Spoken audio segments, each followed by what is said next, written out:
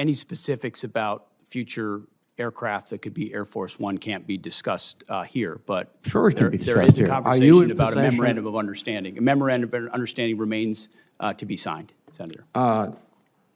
You've signed a contract with a company to reconfigure the aircraft. What is the price of that contract? That cannot be revealed in this setting, sir. Why can't it be revealed in this setting? Well, this is the Appropriations Committee of the United States Senate. We appropriate the money that you will spend after it's authorized by my committee. And you cannot tell us how much the contract is for?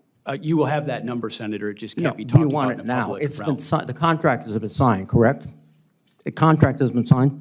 The memorandum of understanding is not No, complete, and I'm therefore talking about it's the not contract with the American contractor. Has it been signed? It's nothing on that front that I'm aware of is being executed.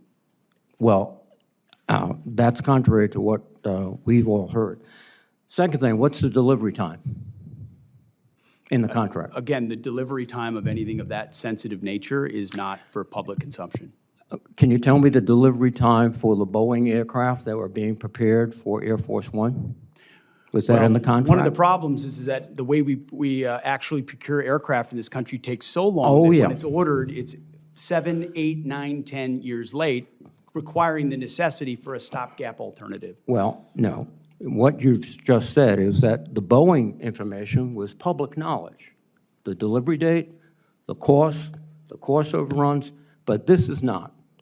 Because this is not only a bad deal for the American public, it is just it's gratifying the president's ego. That's all it is.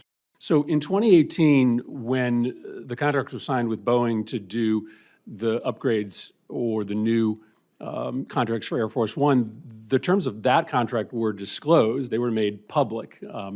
In fact, it was the Trump administration that issued a press release giving the total as $3.9 billion. Are you saying this time around, even after you sign the contract, you're not going to make public any of the terms of the contract? I wasn't involved in that previous administration decision, but we're happy to take a look.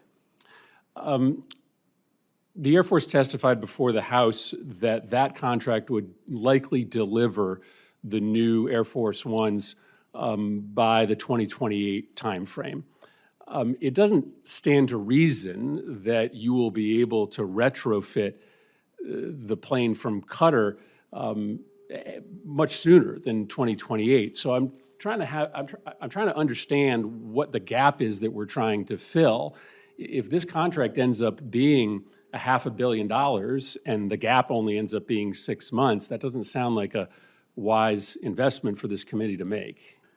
Senator, I would defer to the expertise of the Air Force as far as timing of modifications and when that would happen, but there's also been delay after delay after delay on the Boeing side, so I don't know that's a firm fixed date yet, unfortunately, can be counted on.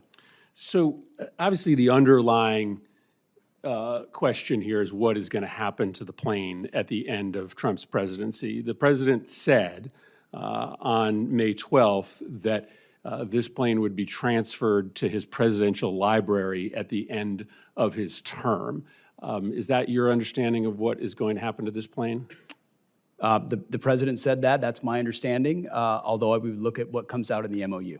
But why would we ask the American taxpayer to spend upwards of $1 billion on a plane that would then only be used for a handful of months and then transferred directly to the president? That doesn't sound like a wise use of taxpayer dollars.